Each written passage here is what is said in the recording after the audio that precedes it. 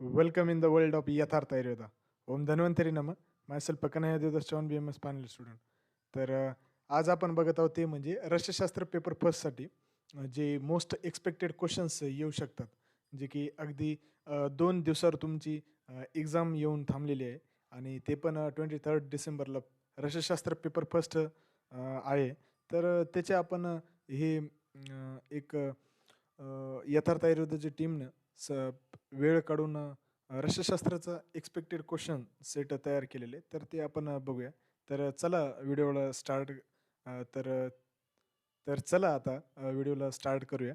तर त्यामध्ये आपण जर बघितलं तर पहिलं आहे जे फर्स्ट एस-ए-क्यू आहे मित्रांनो. पहिले आपण एस-ए-क्यू बघूया, त्यानंतर एल-ए-क्यू बघूया. तर पहिले जे एस-ए-क्यू आहे, तर त्यामध्ये फर्स्ट एस-ए-क्यू हे तुम्हाला क्रोनॉलॉजिकल डेव्हलपमेंट ऑफ आयुर्वेद या औषधी निर्माणवर येणार. आता यामध्ये जर बघितलं तर आपल्याला एक्सपेक्टेड क्वेश्चन्स आहेत. तर त्यामध्ये जर बघितले तर right the chronological development of Ayurvedic औषधी निर्माण म्हणजेच आयुर्वेदिक औषधी रसशास्त्राचा ऐतिहासिक विकास क्रम वर्णन करा असं आपल्याला मागील दोनदा जसंच तसंच प्रश्न आलेले आहे. आणि त्यामध्ये जर बघितलं तर त्यामध्ये तुम्हाला आयुर्वेदिक औषधी निर्माणाचं इतिहास सांगावं लागते. जसं की आपले बृहत्त्रय आहेत, त्याच्यानंतर नागार्जुना येतं. नागार्जुनाचं थोडक्यात आपल्याला इतिहास सांगावा लागतो. त्याच्यानंतर दुसरा प्रोबेबल क्वेश्चन येऊ शकते ते म्हणजे राईट नोट ऑन रसशाळा किंवा रसशाळावर टिपा लिहा असं समजा तुम्हाला रसशाळाची येऊ शकते. त्यानंतर त्यामध्येच तुम्हाला राईट रिसेंट डेव्हलपमेंट्स इन आयुर्वेदिक औषधी फार्मास्युटिकल्स म्हणून पण क्वेश्चन येऊ शकते. तर ते पण प्रिपेअर करा. हे फर्स्ट एस-ए-क्यू म्हणून येऊ शकते. तर हे चांगल्या रीतीने तुम्हाला वाचून घ्यायचं आहे. त्याच्यानंतर सेकंड जे की एस-ए-क्यू आहे ते आधारभूत सिद्धांत, त्यानंतर परिभाषा या दोघांपैकी फिक्स आहे. तर आधारभूत सिद्धांतमधले जे चॅप्टर आहे त्यामध्ये तुम्हाला जे क्वेश्चन येऊ शकते तर ते अशा पद्धतीनं क्वेश्चन तयार केलेले आहे, की भूमी, देश, द्रव्य वर्णन करून औषधी द्रव्य संग्रह विधी लिहा व औषधी द्रव्य संग्रह कोणत्या भागातून करू नये. हे एकदा एस-ए-क्यू आलेलं आहे. तर भूमी, देशानुसार द्रव्य कोणत्या आपण औषधी द्रव्य संग्रह कशी पद्धतीने विधी तयार करायची. त्याच्यानंतर औषधी द्रव्य कोणत्या भागातून करू नये. हे अशा पद्धतीने या क्वेश्चनमध्ये तुम्हाला आन्सर लिहावं लागते. त्याच्यानंतर आर्द्रद्रव्य, शुष्क व अनुक्त विषुक्त द्रव्य संग्रह विधी सिद्धांत वर्णन करा. हा एकदा एस-ए-क्यू पडलेला आहे आणि यामध्ये तुम्हाला आर्द्रद्रव्य कोणते, शुष्क द्रव्य कोणते आणि अनुक्त विषुषोक्त द्रव्य कोणते ते लिहावं लागते आणि ही एस-ए-क्यूचा चॅप्टर असल्यामुळं हे पण चांगल्या रीतीने प्रिपेअर करा. त्याच्यानंतर कल्पसेवन मात्रा हा पण एस-ए-क्यूचा पोर्शन आहे आणि ते पण येऊ शकते. तर डिस्क्राईब कल्पसेवन मात्रा आणि कालसंस्कार म्हणून हा इंग्लिशमध्ये येऊ शकते. तर त्या रीतीने हा एस-ए-क्यूचा पोर्शन स्किप करू नका. त्यानंतर परिभाषामधून जर सेकंड एस-ए-क्यू जर बघितला, तर त्यामध्ये तुम्हाला महारस, उपरस, साधारण रस आणि यांच्या तुम्हाला परिभाषा पाठ करणंच आहे आणि हे मस्ट नो पॉइंट आहे. त्याच्यानंतर भस्माच्या सिद्धी लक्षणे तुम्हाला माहिती करणं गरजेचं आहे. त्यामध्ये निश्चेंद्रत्व, त्याच्यानंतर त्यामध्ये अपूर्ण बहुत्व, ते सर्व जे सिद्धी लक्षणं सांगितलेली आहेत भस्माच्या शुद्धी परीक्षा, ते तुम्हाला आले पाहिजे. ते पण एस-सी-क्यूचं पोर्शन आहेत आणि ते येऊ शकते समजा एकदा वाचून घ्या. त्याच्यानंतर शोधन आणि मारण म्हणजे काय? त्यांची डेफिनिशन कशी आहे ते एकदा करायचे. त्याच्यानंतर जारण म्हणजे काय? जारणचे टाईप आणि मारण मारणचे टाईप. तर हे एस-ए-क्यूचं पोर्शन असल्यामुळे त्यांची परिभाषा व्यवस्थित करायची.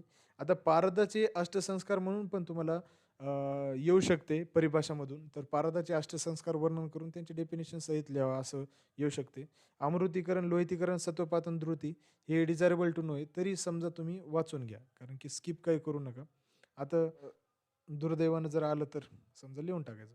त्याच्यानंतर तिसरा एस-ए-क्यू क्वेश्चन आहे आणि ते म्हणजे यंत्र फर्स्ट किंवा यंत्र सेकंडवर आणि रसद्रव्य परिचय सेकंडवर या तिघापैकी हा तिसरा एस-ए-क्यू तुमचा डिनोट करते. आता यामध्ये जर बघितलं तर यंत्र फर्स्टमध्ये तुम्हाला विद्याधर यंत्र हे एकदा विचारलेले. तर त्यामधले जे वेगवेगळे टाईपचे जे यंत्र सांगितलेले आहेत, जसे की डमरू यंत्र आहे, पातन यंत्र आहे, उदरपातन यंत्र आहे, त्याच्यानंतर आदोपातन यंत्र आहे, त्याच्यानंतर तिर्यक पातन यंत्र आहे, ते डोला यंत्र वाचा. त्याच्यानंतर त्यामध्येच पुटी यंत्र वाचा. पुटी यंत्र पण एकदा आलेलं होतं. तर त्यामध्ये हे यंत्र वाचायचे आणि त्यासोबतच तुम्हाला मॉडर्नचे पण काही यंत्र वाचावं लागेल. जसं की टॅबलेट कंप्रेशन मशीन्स आहे, त्याच्यानंतर बॉल मिल आहे, त्याच्यानंतर लिक्विड फिलिंग मशीन आहे, कोटिंग पॅन पल्व्हरायझर आहे. तर कोटिंग पॅन म्हणून एक आहे आणि एक पल्व्हरायझर म्हणून एक आहे. तर हे पण तुम्हाला जे मशीन आहे ते पण वाचायचे. त्याच्यानंतर यंत्र 2 जे की पुटे यंत्र आहे आणि त्यामध्ये पुटे आपल्याला वेगवेगळे टाइप्स ऑफ पुटे यंत्र बघायला भेटतात. महापूट, गजपूट, वऱ्हापूट, कुक्कुटपूट, कपोतपूट, लावतपूट, वालुकापूट या अशा पद्धतीने वेगवेगळे पूट आहेत. आता या पुटांचे किती उपले वापरलेले आहेत, त्याच्यानंतर त्यामध्ये किती डिग्री सेल्सिअस तापमान ठेवायला पाहिजे, ते पण सांगितलेले आहेत आणि त्याचाच मॉडर्नचा आपण जर बघितलं तर हीटिंग डिव्हाइस असं दोन्ही समजा पोर्शन येऊन तुम्हाला एस-ए-क्यू विचारू शकतात. तर तशा पद्धतीने हे करा. मुशा आणि इट्स टाइप्स हे डिझायरेबल टू नो आहे. कोष्टी आणि त्यांचे प्रकार पण डिझायरेबल टू नो पॉइंट आहेत. तर ते पण एकदा वाचून घ्या.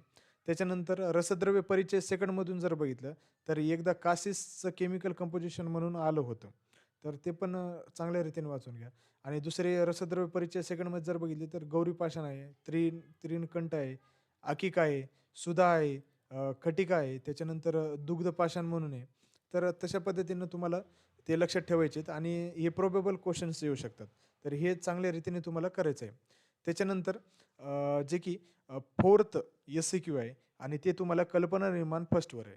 आता 4th एस-सी-क्यू जर बघितला, तर त्यामध्ये तुम्हाला कल्पना निर्माण फर्स्टमधून सांगितलेले आहेत. आता त्यामध्ये जर क्वेश्चन्स बघायचे, तर चूर्ण कल्पना चूर्ण कल्पना एकदा आलेली आहे.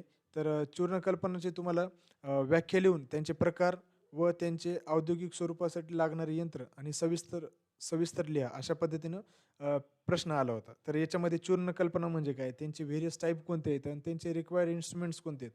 ते चांगल्या रीतीने लिहायचं. त्याच्यानंतर दुसरा प्रोबेबल क्वेश्चन आहे त्याच्यामध्ये स्वरसाची व्याख्या लिहून त्यांचे पर्याय नाव, निर्माण विधी, मात्रा लिहा आणि त्यांची उपकल्पना लिहा. हा एकदा एस-सी-क्यू आलेला आहे प्रिव्हियस इयर क्वेश्चनमध्ये आणि तशाच पद्धतीने तुम्हाला बाकीचे जे समजा कल्पना आहेत, त्यांच्या उपकल्पना आहेत, त्याच्यानंतर हिमकल्पना आहेत, त्याच्यानंतर त्यांच्या उपकल्पना आहेत, फांटकल्पना आहेत आणि त्यांच्या उपकल्पना आहेत. हे स्किप नाही करायचं कारण की हे पण एस-सी-क्यूला येऊ शकते. त्यांची मात्रा, त्यांचे जे अनुपान आहेत ते पण चांगल्या रीतीने करा. त्याच्यानंतर वळूया आपण 5th एस-सी-क्यूकडे. आता 5th एस-सी-क्यूकडे जर बघितलं तर ते कल्पना निर्माण सेकंडमधून येणार तुम्हाला आणि त्याच्यामध्ये जर बघितलं तर अवलेय कल्पना त्यांची व्याख्या लिहून वासावलेय घटकद्रव्य लिहा आणि निर्माण विधी लिहून सिद्धी लक्षणे लिहा आणि त्यांची मात्रा लिहा. अशा पद्धतीनं हे एस-सी-क्यू आलेलं होतं. तर प्रिव्हियस इयर क्वेश्चन्स दोन्ही एक्झाममध्ये अवलेय कल्पना आलेली आहे. त्यांची मात्रा, त्यांची जे निर्माण विधी आहेत ते विचारलेले आहेत. तर ते चांगल्या रीतीने तुम्हाला करायचे आहेत. आता त्यामध्येच अजून एक तर प्रोबेबल क्वेश्चन हा पथ्यकल्पना पण येऊ शकते यावर्षी. तर ते पण स्किप करू नका. ते पण चांगल्या रीतीने करा. पथ्यकल्पनामध्ये जर बघितले तर त्यांची व्याख्या लिहून त्यांचे प्रकार लिहायचे आणि त्यांची निर्माण विधी कशा पद्धतीने येते. यवागू, विलेपी, मंड म्हणजे काय? त्याच्यानंतर ते पेय म्हणजे काय? ते कशा पद्धतीने करतात? त्यांच्यामध्ये किती पाण्याचं प्रमाण पाहिजे आणि ते कशा पद्धतीनं ते आपण प्रोसेस करायची ते सर्व लक्षात ठेवा आणि त्या रीतीने कल्पना निर्माण सेकंडमध्ये आपल्याला एस-सी-क्यू येईल. त्याच्यानंतर 6वा एस-सी-क्यू जर बघितला तर रसद्रव्य परिचय सेकंड किंवा रसद्रव्य परिचय फर्स्ट सांगितलेले आहेत. आता याच्यामध्ये जर बघितले तर हिंगुळ हे एकदा विचारलेलं आहे एस-सी-क्यूमध्ये आणि तशा रीतीने जर बघितलं तर रसद्रव्य परिचय फर्स्टपासून हे तुम्हाला इथे एस-सी-क्यू येणार नाही शक्यतो. कारण की रसद्रव्य परिचय सेकंडमधूनच तुम्हाला एस-सी-क्यू येईल. परंतु आता त्यांनी जर डिसाईड केलं समजा की रसद्रव्य परिचय फर्स्टमधून करायचा असेल तर मग ते पण ते टाकू शकतात. कारण की ते एन-सी-एस-एमनुसार पेपर पॅटर्न काढू शकतात पेपरमध्ये. तर त्यामुळे गौरीपाषाण, त्रिणकंठ, अकीक, सुधा, खटीक त्याच्यानंतर दुग्धपाषाण आणि जहरमोरा आणि त्यामध्येच अजा असते म्हणून आहे. तर हे पण तुम्हाला स्किप नाही करायचे आहेत. यांचे तुम्हाला केमिकल कंपोझिशन्स, शोधन आणि त्यांचे ग्राह्य, अग्राह्यत्व आणि त्यांची मात्रा लक्षात ठेवा. ते एस-सी-क्यूच्या दृष्टीने हे अशा पद्धतीने एक-एक मार्कसाठी एक-एक क्वेश्चन विचारू शकतात. तर त्या रीतीने तुम्हाला हे 6व्या एस-सी-क्यूमधून हे करायचं आहे आणि हे स्किप करू नका मित्रांनो सहसा. त्याच्यानंतर आपण वळूया 7th एस-सी-क्यूकडे आणि ते आहे चतुर्विध रसायन. आता याच्यामध्ये जर बघितलं मित्रांनो, तर खरलीय रसायनमधून श्वास कुठार रस म्हणून त्यांचं एकदा आलं होतं. आता याच्यामध्ये जर बघितलं तर त्यांनी असा प्रश्न विचारलं होतं, की श्वास कुठार रसाची घटक द्रव्य लिहून त्यांची निर्माण विधी लिहा आणि मात्रा आणि आमायिक प्रयोग लिहा. तर तशा पद्धतीने तुम्हाला वातविध्वंस रस सुद्धा येऊ शकते आणि ते त्यांचे घटक द्रव्य लिहून त्यांची आमायिक प्रयोग लिहून मात्रा लिहा. त्याच्यानंतर त्याच पद्धतीने तुम्हाला पर्पटी रसायन, त्यांची निर्माण विधी आणि त्या पर्पटी रसायनमधले जर बघितले तर लोह पर्पटी आणि सुधा पर्पटी यांचे घटक द्रव्य लिहून तुम्हाला निर्माण विधी लिहून त्यांची मात्रा लिहा अशा पद्धतीने पण प्रश्न विचारू शकतात. तर पर्पटी रसायनवर सुद्धा त्यांची निर्माण विधी लिहून एकदा एस-सी-क्यू आलेले आणि खरले रसायनवर सुद्धा आलेले. तर हे दोघं तुम्हाला चॅप्टर स्किप नाही करायचे. आता मोस्ट प्रोबेबल हे खरले रसायनमधून येऊ शकते तर ते पण चांगल्या रीतीने वाचून घ्या. आता त्यानंतर तुम्हाला वळायचे ते म्हणजे पोटली रसायनाकडे. आता पोटली रसायनाचे ताम्रगर्भाची पोटली घटकद्रव्ये लिहून त्यांची मात्रा किंवा अमायिक प्रयोग असं पण येऊ शकते. तर ते पण तुम्हाला स्किप नाही करता येणार. सो तुम्हाला पोटली कल्पना पण व्यवस्थित वाचायची आणि त्यामध्ये निर्माणविधी कशा पद्धतीने आहेत आणि त्यांचे एक्झाम्पल्स जसे की ताम्रगर्भ पोटली आणि लोहगर्भ पोटली आहेत. तर ते पण तुम्हाला नीट वाचायचे आहेत. त्याच्यानंतर कुपीपक्व रसायन जे की एल-ए-क्यूचा पोर्शन आहे. ते एस-सी-क्यूमध्ये सहसा येत नाही. परंतु त्यामध्ये तुम्हाला रससिंदूर किंवा रसकर्पूर यांचे घटकद्रव्ये लिहून त्यांचे केमिकल कंपोझिशन असा पण प्रश्न येऊ शकतो. तर तशा हिशोबानं सुद्धा तुम्हाला तयारी करायची आहे. आणि त्याच्यानंतर अशा पद्धतीने हे 7th एस-सी-क्यू येऊ शकते. त्याच्यानंतर वळूया आपण जी-एम-पी म्हणजे 8th क्वेश्चन. आता 8th क्वेश्चनमध्ये तुम्हाला जी-एम-पी किंवा current and emerging trend in Ayurvedic pharmaceutical अशा पद्धतीनं जे चॅप्टर आहे ते त्यामधून येऊ शकते. तर त्यामध्ये जर बघितलं तर त्यामध्ये औषधी तर प्रोबेबल 8th क्वेश्चन तुम्हाला कशा पद्धतीने येऊ शकतो तर describe acts and rules mention in drug and cosmetic act 1940 relevance to ASU drugs and cosmetic act. तर त्यामध्ये त्यांनी सांगितलेले आहे की जे समजा 1940 मध्ये जे ड्रग अँड कॉस्मेटिक ॲक्ट लागू केलेले त्यामध्ये आयुर्वेद आहे, सिद्धांत, सिद्ध आणि युनानी त्यांचे जे सांगितलेले तर त्यांच्यामध्ये कोणते कोणते ॲक्ट लागू होतात त्यामध्ये त्यांनी विचारलेले तर त्यामध्ये ते ॲक्ट लिहावं लागतात आणि तशा पद्धतीने ते यशस्वी येऊ शकते. आता त्याच्यामध्ये त्यानंतर तुम्हाला ड्रग अँड कॉस्मेटिक ॲक्ट 1945 हे पण विचारू शकतात किंवा किंवा इम्पोर्ट मॅन्युफॅक्चर स्टँडर्ड क्वालिटी किंवा मिसब्रँडेड कंपनी कोणत्या आहेत त्या असं पण एस-क्यू विचारू शकतात. तर त्या हिशोबानं पण तुम्ही प्रिपेअर राहायचं आहे.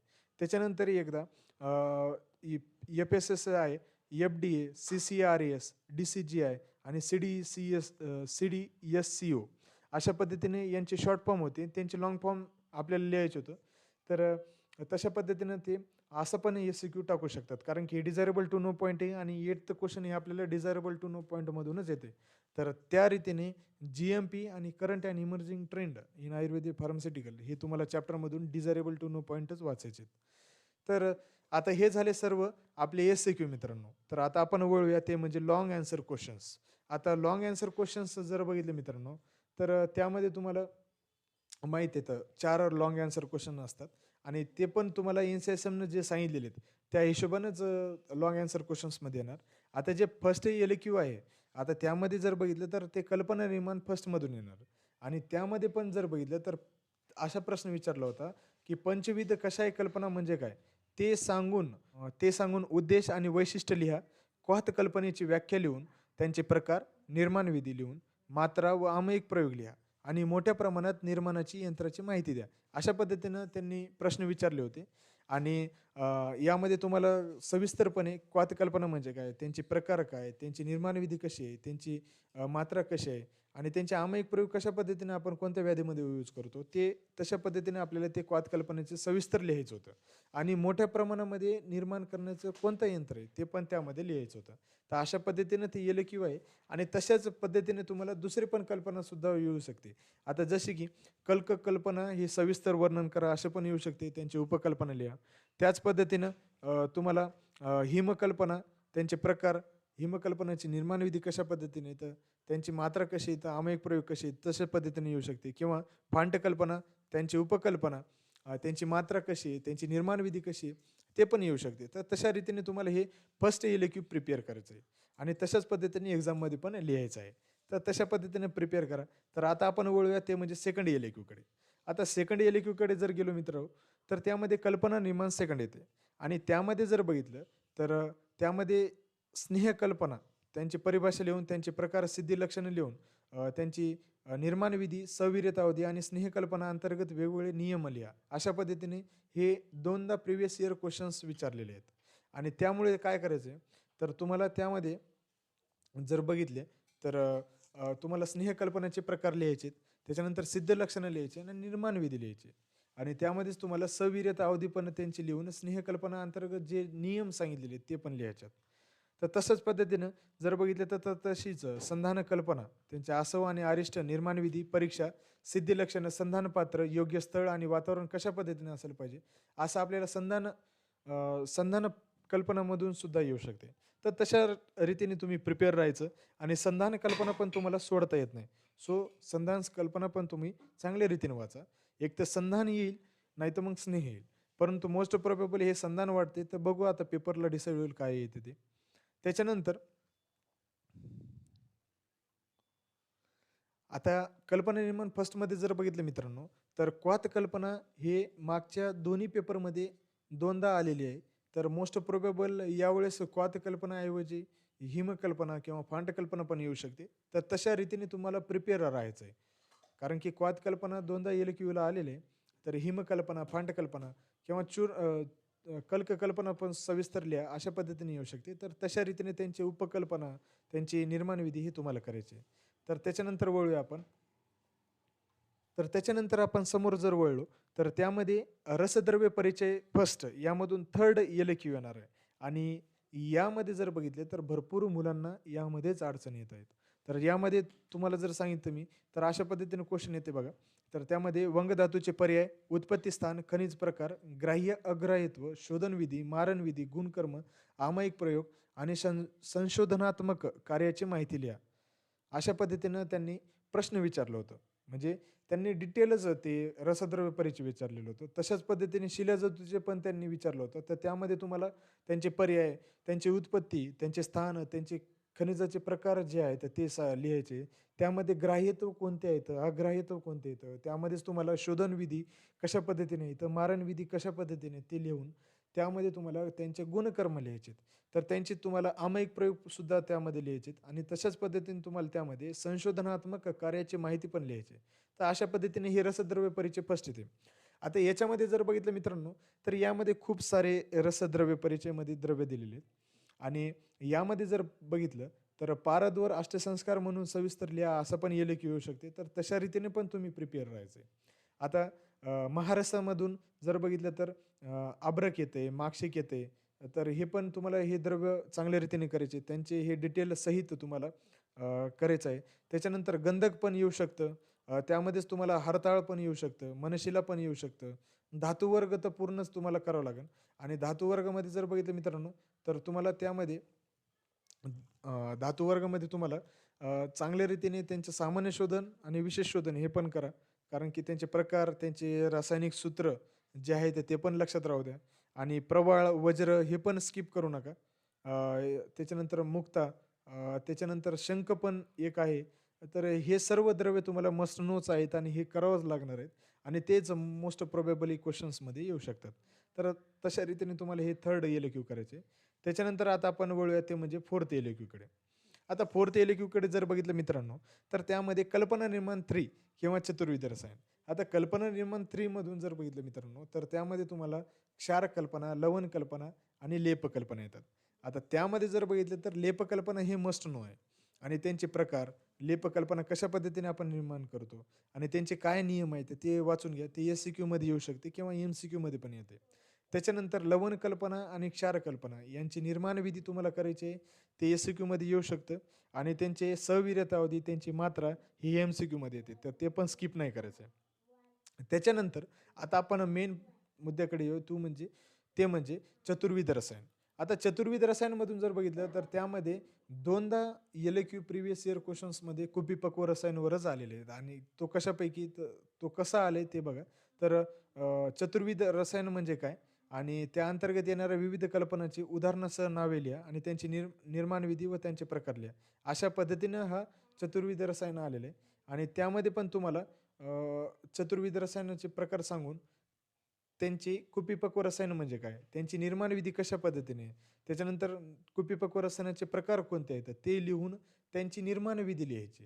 म्हणजे अशा पद्धतीने होते. आता कुपीपक्व रसायनाचे जे एक्झाम्पल सांगितलेले तर सिंदूर आणि रसकर्पूर तर ते पण तुम्हाला करायचे आहेत. असं पण क्वेश्चन येऊ शकते, की कुपीपक्व रसायनाची निर्माण विधी लिहून रससिंदूर त्यांचे घटक द्रव्य लिहून त्यांची सविरता अवधी लिहा. अशा पद्धतीनं पण एल-क्यू येऊ शकते. तर तशा हिशोबानं पण तुम्हाला प्रिपेअर राहायचं आहे. तर त्याच्यानंतर कुपीपक्व रसायन एक येऊ शकते. त्याच्यानंतर पोटली कल्पना यावर पण पोटली जे रसायन आहे, पोटली रसायन जे आहे त्यावर पण तुम्हाला क्वेश्चन विचारू शकतात. तर तशा रीतीने पण तुम्हाला प्रिपेअर राहायचं आहे. कारण की पोटली कल्पनावर एक एक पण प्रश्न आलेला नाही. सो कल्पना निर्माण मधून तर येत नाही. परंतु चतुर्विध रसायनमध्ये जर बघितलं तर पोटली रसायन आणि पोटली रसायन आणि कुपीपक्व रसायन हे दोन्ही तुम्हाला करायचं आहे. पोटली रसायनचे जर बघितले तर त्यांचे प्रकार, त्यांची व्याख्या, त्यांची निर्माणविधी कशा पद्धतीने येतं, त्यांची मात्रा कोणती येतं आणि त्यांचे एक्झाम्पल कोणते येतं मसनू, ते पण तुम्हाला करायचं आहे. अशा पद्धतीने हे सर्व पॅटर्न तुम्हाला मी तुमच्यासमोर मांडण्याचा प्रयत्न केलेला आहे मित्रांनो. आता तुम्हाला अ, जे प्रोबेबल क्वेश्चन येऊ शकतात ते पण तुम्हाला सांगितलेले आहेत. आता हे सर्व तुमच्यासाठी आहे आणि यामध्ये जे क्वेश्चन्स सांगितलेले आहेत ते पण तुम्हाला चांगल्या रीतीने करायचे आहेत आणि तशाच पद्धतीने तुम्हाला पेपर द्यायचे आहेत. तर यामध्ये तुम्हाला फोकस करायचे ते म्हणजे या सर्व गोष्टी तुम्हाला वाचावं लागणार आहेत आणि तशा पद्धतीने तुम्हाला रिवाईज पण करावं लागणार आहे. तर आजचा दिवस आहे आणि उद्याचा दिवस पण आहे. तर चांगल्या रीतीने अभ्यास करा आणि चांगल्या रीतीने पास व्हा, हीच आमची प्रार्थना आहे. आणि यथार्थ आयुर्वेदाकडून तुम्हाला युनिव्हर्सिटी एक्झामसाठी best of luck, best of wishes आणि बेस्ट विशेस फ्रॉम यथार्थ आयुर्वेदा अँड टीम. तर त्यापासून पण तुम्हाला त्यामध्ये पण चांगल्या रीतीने तुम्ही पेपर चांगल्या रीतीने पेपर लिहायचा आहे आणि घाई न करता चांगल्या रीतीने पहिले एल-क्यू सॉल्व्ह करा, त्याच्यानंतर एस-क्यू अटेम्प्ट करा आणि एम-सी-क्यूला अर्धा घंटा वेळ द्या. अशा रीतीने सर्व पेपर तुम्हाला कंप्लीट करायचा आहे आणि जे क्वेश्चन विचारले ते नीट वाचा आणि त्या रीतीनेच क्वेश्चन वाईज, पॉईंट वाईज तुम्हाला पेपरमध्ये लिहायचं आहे. तर तशा रीतीनेच तुम्हाला ते पेपरमध्ये लिहिल्याच्या नंतरच मार्क्स मिळतील. तर काही अडचणी असल्यास यथार्थ आयुर्वेद तुमच्यासोबतच आहे आणि पुन्हा एकदा तुम्हाला बेस्ट विशेस आणि best of luck for your exam. तर अ, मित्रांनो, तुम्हाला हे जे क्वेश्चन पेपर आहे, हे जर तुम्हाला पाहिजे असेल, तर तुम्हाला आमची टेलिग्रामची जी लिंक आहे किंवा WhatsAppचा जे ग्रुप आहे, त्यामध्ये ही मी PDF शेअर करणार आहे. तर ते आवर्जून तुम्ही WhatsAppमध्ये जॉइन व्हा आणि ते WhatsAppमध्ये मी ही PDF शेअर करणार आहे. तर हे डाउनलोड करून घ्या आणि अशा पद्धतीने एक्झामसाठी प्रिपेअर राहा. सांगा काही अडचण असल्यास आम्हाला कमेंट्समध्ये विचारा. त्याच्यानंतर हे तुम्हाला PDF हे तुम्हाला WhatsApp ग्रुपला आणि Telegramला दोन्हीकडे मिळून जातील. हे व्हिडिओ तुम्हाला नक्कीच तुमच्या हृदयाला आवडला असेल, तर नक्कीच लाईक करा, शेअर करा आणि सबस्क्राईब करायचं विसरू नका. आणि आय होप की तुम्हाला हे सर्व समजलं असेल, तर तशा पद्धतीनेच अभ्यास करा. Thank you very much.